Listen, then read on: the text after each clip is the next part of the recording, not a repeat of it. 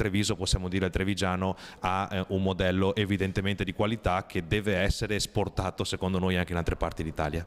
La marca trevigiana è un esempio per tutta la penisola, almeno per quanto riguarda il riciclo dei rifiuti.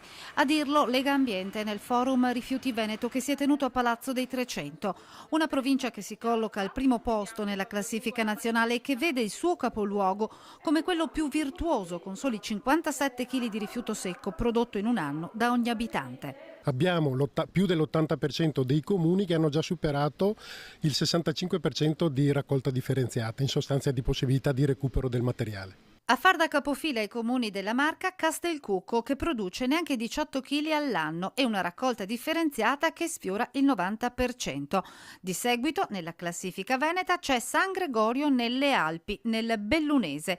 La provincia montana si colloca al secondo posto, con una produzione di poco superiore ai 70 kg di rifiuto secco annuale per abitante.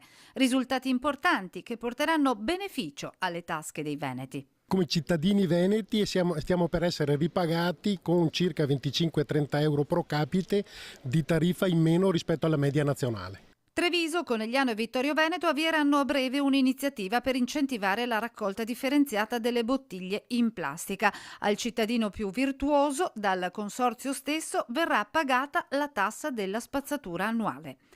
Fanalino di coda della classifica veneta è Padova con 277 kg prodotti per abitante.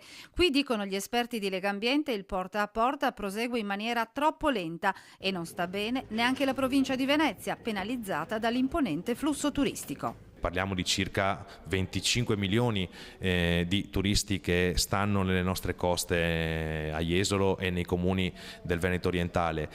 Vanno ovviamente gestiti, vanno ovviamente coinvolti e soprattutto non vanno respinti, e quindi dobbiamo creare una forma di accoglienza anche per quanto riguarda la gestione del rifiuto che sappiamo fare e che dobbiamo anche spiegare bene.